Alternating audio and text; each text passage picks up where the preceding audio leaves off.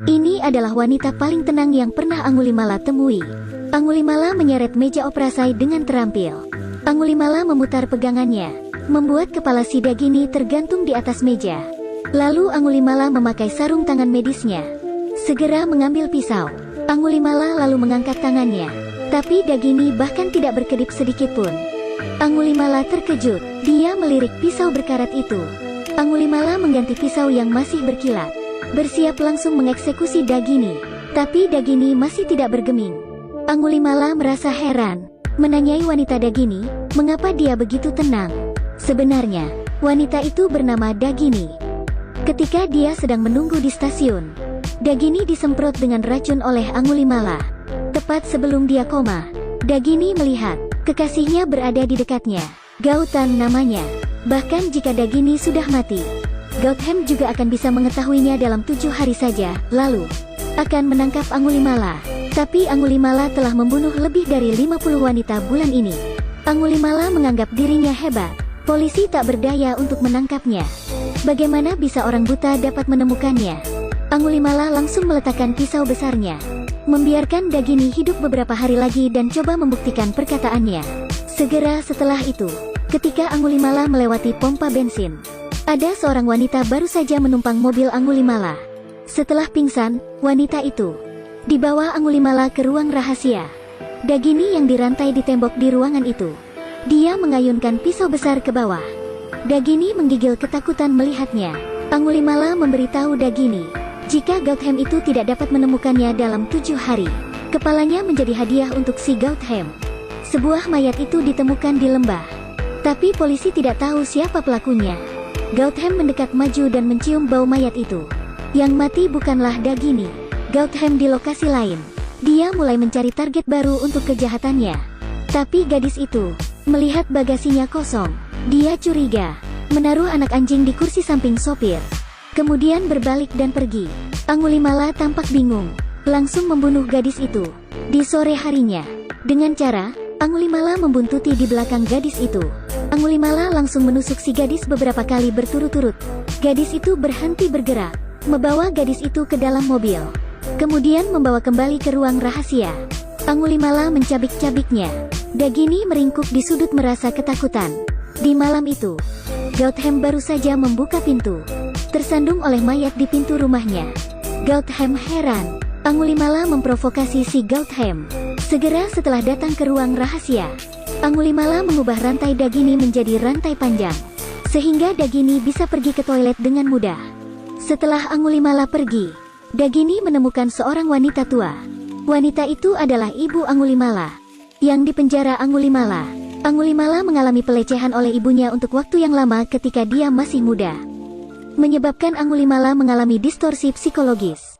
Menjadi seperti sekarang ini, membunuh dengan membabi buta di ruangan itu. Di lain tempat, karena ada 2 mayat baru-baru ini, membuat Gautam memiliki petunjuk baru. Dia menemukan 2 mayat, semua berbau peternakan babi. Menurut lokasi beberapa korban, Gautam menyimpulkan, Angulimala bekerja di peternakan babi di sekitar kota itu. Mereka segera mulai menyelidiki kasus itu. Tepat ketika polisi sedang menyelidiki, Angulimala kebetulan bertemu dengan mereka. Polisi yang tidak curiga ditangkap oleh Angulimala. Setelah itu membawanya ke ruang rahasia. Angulimala menyeret meja operasinya, mengambil pisau. Dagini yang melihat itu menangis di sela-sela. 2 hari sebelum waktu ke-7 hari, Angulimala menjadi-jadi. Angulimala datang langsung ke kediaman Gautam.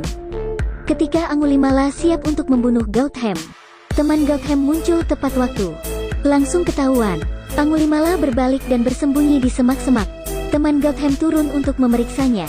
Belum sempat memberitahu ke Gautam tentang plat nomor Angulimala. Angulimala menebas leher teman Gautam dalam sekejap. Angulimala mengangkat telepon dan memberitahu Gautam, hari ini adalah tanggal kematian Dagini. Keesokan harinya, Gautam melihat tubuh temannya. Dia sangat sedih.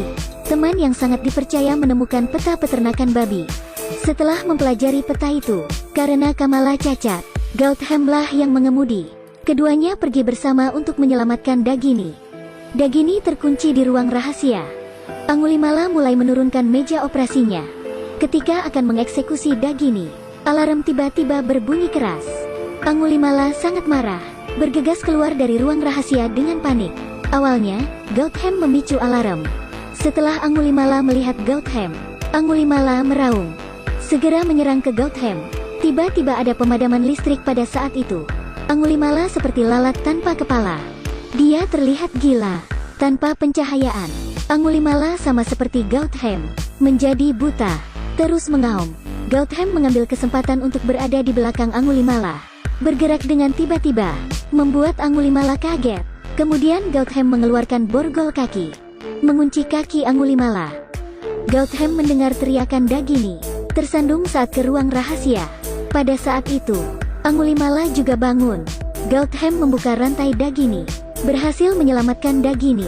Angulimala tiba-tiba muncul, merangkak ke arah mereka dengan ganas.